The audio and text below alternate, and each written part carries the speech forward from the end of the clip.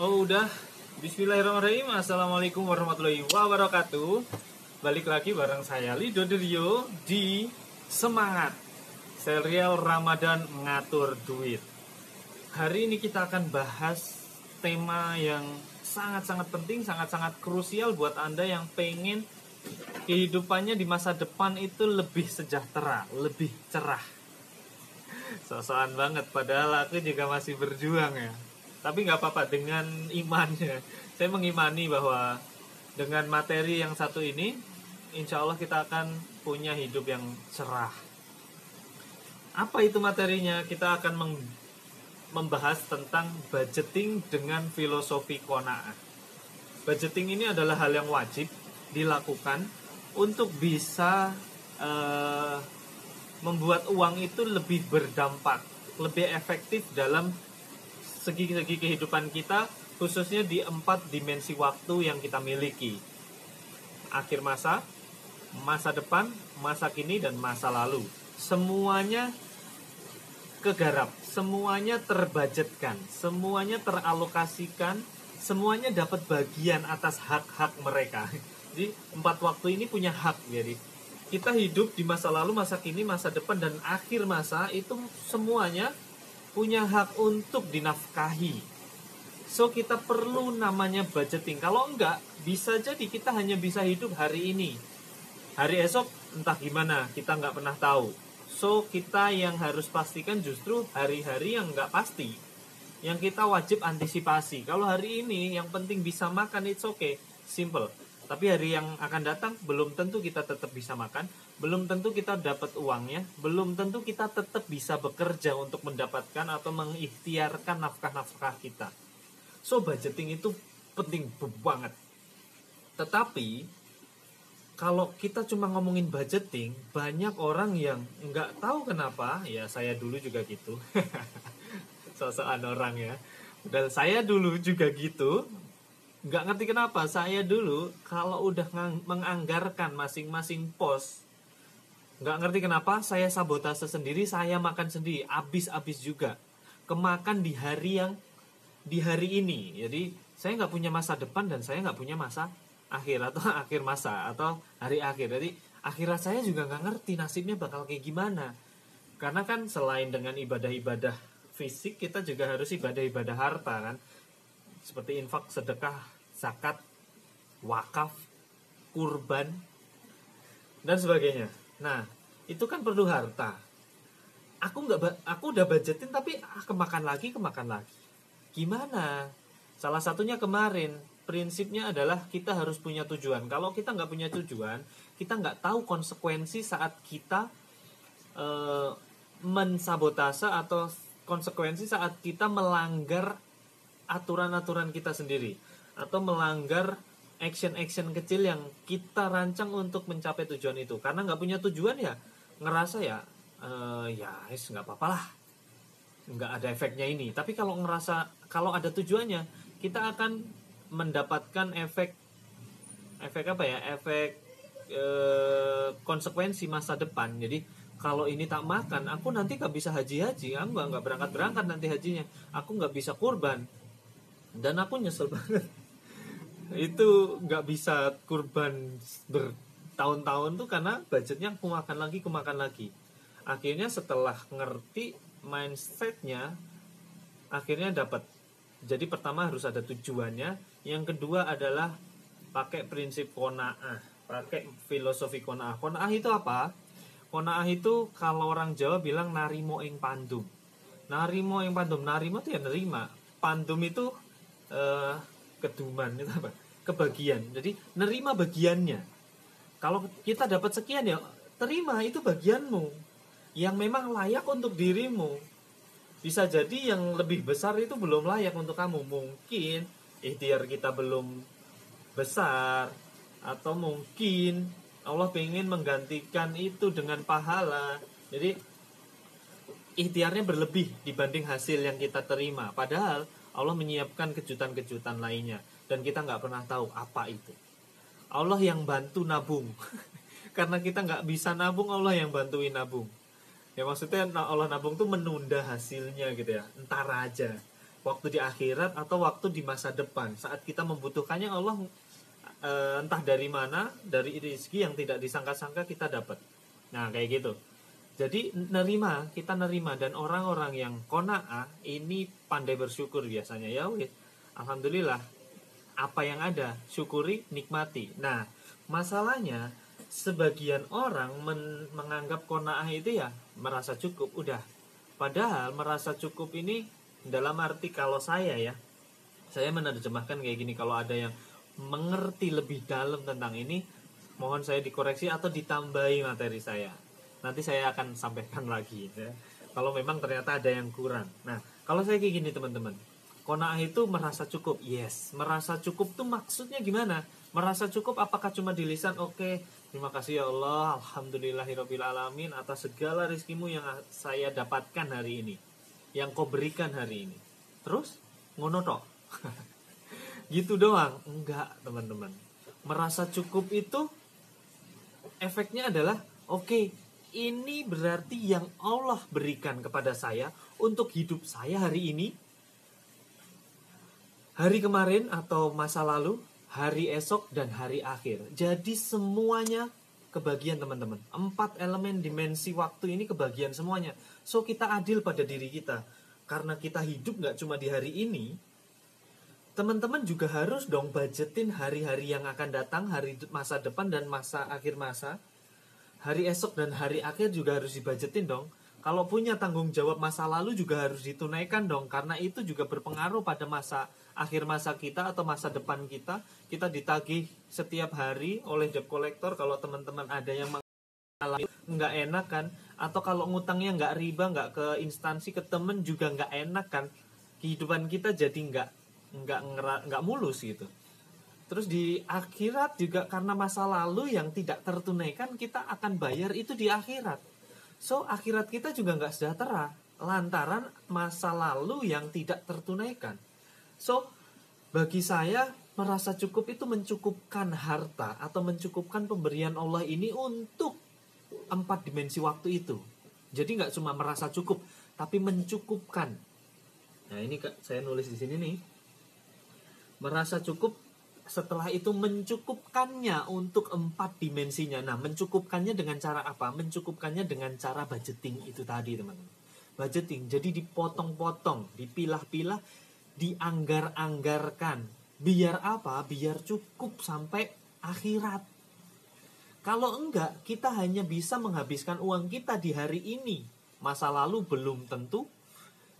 Akhir masa atau akhirat atau hari akhir kita lebih nggak tentu lagi. Kebagian enggak atas harta itu. Padahal Allah itu ngasih harta itu untuk bisa dinikmati selamanya. Maksudnya dinikmati selamanya seperti kata, kalau nggak salah Sayyidina Ali, yang mana kalau ini kan gini, kalau bagi uang itu kan cukup gila, budgetnya cukup gila. Dapat hari itu buat makan, sepertiga buat makan hari itu, sepertiga buat infak dan sedekah, sepertiga buat modal besok pagi, buat modal besok lagi gitu. Dapat lagi gitu, sepertigaan terus. Ditanya, ini aku kalau nggak salah sahabat Sayyidina Ali. Ditanya, wahai Ali, apakah kamu nggak merasa sayang atas hartamu? Mengapa engkau sangat-sangat royal untuk bersedekah dan berinfak gitu ya? Apakah kamu nggak berpikir masa depanmu?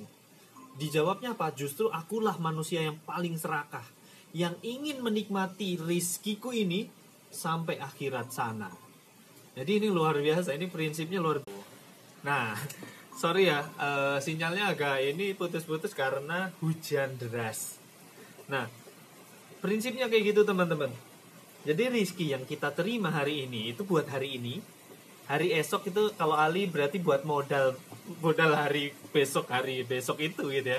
Bener-bener di hari esok itu, besok pagi gitu itu modalnya. Jadi hari ini kita makan, sepertiga kita makan hari ini, sepertiga kita makan hari esok, maksudnya buat modal hari esok, buat dikembangkan lagi. Sepertiga lagi untuk akhirat nanti. Karena nggak punya utang ya, nggak punya utang. Kalau punya utang, punya janji masa lalu berarti harus ditunaikan 1/4 ya, dibagi 4 gitu ya, 1/4 gitu ya. Tapi kalau nggak ada berarti bisa lebih aman. Nah, itu mindsetnya kayak gitu. Nah, sekarang teman-teman budgetinnya gimana? Mau dilanjut apa gimana? Ini udah 10 menit. Saya pinginnya teman-teman tuh bisa ngulang-ngulang dengan lebih mudah gitu ya. Saya perdalam dulu dengan mindset qanaahnya dulu ya. Prinsipnya kayak gitu teman-teman. Jadi mencukupkan diri dengan qanaah. Jadi merasa cukup. Setelah itu mencukupkannya, jadi membaginya. Oke, ini buat aku hari ini. Udah ya, kamu cukup dengan itu. Allah ngasih segitu, cukup-cukupin. Cukup nggak cukup, harus cukup. Nah gitu. Kalau nggak cukup, harus aku pengen beli rumah, aku pengen beli mobil, aku pengen beli motor, kredit. Berarti antum nggak qanaah. Mohon maaf nih, buat Anda yang kredit, antum nggak qanaah. Loh, Mas itu kan jualan rumah kredit. Iya, itu buat orang-orang yang nggak qanaah. Daripada antum riba, tak kasih. Tapi kalau sekarang Anda melihat video saya, beli cash. Itu antum beneran qanaah. Aku menghindarkan orang dari riba. Daripada ngotot, aku tetap mau pengen punya rumah, ya wes, kamu nggak qanaah. Yang penting kamu nggak riba. Tapi kalau mau teman-teman semuanya cash. Kalau teman-teman qanaah hari ini, masa lalu ditunaikan, masa hari ini ditunaikan, hari esok ditunaikan dengan cara apa? Dibudgetkan untuk digunakan di masa depan. Apakah cuma digunakan gitu aja? Enggak. Maksudnya cuma dimakan gitu aja? Enggak. Di masa depan itu maksudnya adalah digulungkan kembali, diputar kembali agar masa depan lebih cerah lagi. Sehingga kalau teman-teman nggak kredit, setiap bulannya bisa nabung, bisa saving. Nah, saya nggak suka nabung karena saya lebih suka kata saving. Kenapa namanya saving? Saving itu penyelamatan. Menyelamatkan harta dari kerakusan kita. Menyelamatkan harta dari keganasan kita atau emosi-emosi kita, kepingin ini, kepingin itu, dan sebagainya. Jadi syahwatnya. Jadi mengamankan atau menyelamatkan harta dari syahwat-syahwat kita. Biar apa? Biar tetap bisa dinikmati di hari esok dan hari akhir. Mindsetnya dimengerti ya. Nah, kita potong penghasilan kita berapapun yang kita terima, budgetkan untuk masa depan. Sehingga di masa depan kita punya modal untuk memutar itu. Dengan cara apa? Dengan cara mengasetkannya. Dengan cara membelanjakannya pada investasi-investasi, aset-aset yang membuat aset tersebut bisa berkembang menjadi uang-uang berikutnya. Jadi uang itu bisa diternakin teman-teman. Nanti kita akan belajar bahwa berternak uang lebih mudah daripada berburu uang. Berburu itu nyari mangsa terus. Capek, enak berternak. Salah satunya adalah dengan cara membangun aset. Aset itu babonnya. Aset itu indukan uang, teman-teman. Jadi kita cari indukan untuk bisa menelurkan uang-uang berikutnya. Kalau teman-teman kredit, setiap bulan dikasih ke orang lain untuk masa lalu, ya karena utang kan. Akibat perbuatan kita di masa lalu, kita harus ngeluarin setiap bulan. Itu kan rugi banget. Kita nggak punya kesempatan untuk memutar uang, untuk membeli indukan yang bisa nelurin uang-uang berikutnya. Sayang banget kan. Nah, itu mindsetnya. Setelah itu Anda akan, setelah merasa cukup, mencukupkan diri, Anda akan dicukupkan dengan ikhtiar kita dan dengan rizki dari arah yang tidak disangka-sangka. Karena kita juga mengalokasikan untuk masa akhir masa atau hari akhir. Yang mana Allah menjanjikan banyak sekali dalil-dalilnya, menjanjikan kalau kita membudgetkan untuk akhir masa itu kan berarti kita mengalokasikan dana yang kita bisa nikmati di akhir masa atau di hari akhir dengan zakat, infak, sedekah, wakaf dan sebagainya, santunan, kurban dan sebagainya. Allah menjanjikan banyak hal, rezeki dari arah yang tidak disangka-sangka dan sebagainya, sehingga kita akan dicukupkan dari rezeki yang tidak disangka-sangka itu plus rezeki yang kita sangka-sangka. Maksudnya rezeki yang disangka-sangka itu apa? Rezeki yang kita rencanakan, yang mana kita rencanakan di masa tua kita, di hari depan kita, di hari esok kita, di masa depan kita, kita punya satu aset, kita punya satu investasi yang bisa menghidupi kita terus sampai kita di akhir hayat. Nah, akhirnya kita dicukupkan dengan ikhtiar kita. Plus kita juga harus mempunyai aset atau investasi di akhir hari akhir. Bentuknya apa? Bentuknya dengan amal jariah. Amal jariah ada 3. Anak yang solih dengan doa-doanya, ilmu yang bermanfaat. Berarti kayak gini, saya sebenarnya sedang membangun aset akhir masa saya. Aset akhirat saya. Bismillah, semoga diterima Allah. Amin ya. Mohon dibantu sebarin biar saya juga dapat pahalanya. Teman-teman juga insya Allah dapat karena teman-teman menjadi wasilah ilmu yang bermanfaat insya Allah. Yang ketiga setelah ilmu yang bermanfaat adalah amal jariah, bisa berbentuk wakaf. Wakaf itu aset yang saat kita miliki kita bisa dapat pahala terus tiap detiknya, tiap bulannya, tiap tahunnya, bahkan sampai kita mati kita nikmatin aset-aset itu. So di akhir hidup saya berkeinginan wakaf saya jauh lebih banyak daripada aset yang saya gunakan untuk hidup saya hari ini. Jadi silakan teman-teman dibudgetkan penghasilannya. Mohon maaf ada gangguan. Ada paket ya. Nah, silakan dibudgetkan, silakan dialokasikan. Adillah untuk kehidupan teman-teman. Karena hidup gak cuma hari ini, maka berlakulah adil untuk semua rentang hidup teman-teman. Masa lalu, masa kini, masa depan, akhir masa. Gitu ya. Nanti kita akan belajar membudgetkan hidup kita. Kalau di financial planning dibagi tuh kira-kira hidup 80 tahun, 20 tahun, 20 tahun, 20 tahun, 20 tahun. 20 tahun di tengah itu, 20 tahun itu 40 tahun, itu buat menghidupi kita di hari esok kayak gitu ya. Nah, kalau di Islam itu sebenarnya harusnya bisa dapat duit itu saat balik ya. Khususnya untuk laki-laki di tahun ke-15 ya. Jadi 1 sampai 15 tahun itu masa auladi, masa kanak-kanak ya. Kalau belum punya duit sendiri, belum mandiri, it's okay. Setelah itu 15 sampai 40 tahun itu masa pemuda atau syabab ya, kalau nggak salah ya, namanya syabab ya. Masa-masa muda itu masa-masa paling bergairah untuk menghidupi kita di masa akhir masa, bahkan nggak cuma untuk menghidupi diri kita sendiri, tapi menghidupi orang lain. Nah, itu nanti kita akan belajar dimensi sosialnya kan. Tadi dimensi waktu, kita hidup nggak cuma hari ini. Dimensi sosialnya, kita hidup nggak cuma untuk diri sendiri. Nanti kita akan bahas sampai ke sana. Nah, di masa dewasa itu masa hulul kalau nggak salah ya. Istilah Arabnya lupa ingat, tetapi konsepnya saya terima banget, saya dapat banget. Masa hulul itu sampai umur 40-60 kalau nggak salah. Setelah itu setelah 60 tahun ke atas itu masa syuyuh. Syekh itu kan kakek ya. Masa kakek itu, masa tua gitu, masa manula gitu lah ya. Nah, itu harus dibajetin, harus direncanakan sehingga masa tua kita pun kita nggak tergantung sama orang lain. Kemandirian itu spiritnya Islam, mandiri. Gitu ya. Udah cukup lama. Nanti cara saya membudgetkan hidup, membudgetkan uang saya, penghasilan saya gimana? Nanti kita bahas di episode semangat selanjutnya. Gitu aja dari saya, semoga bermanfaat.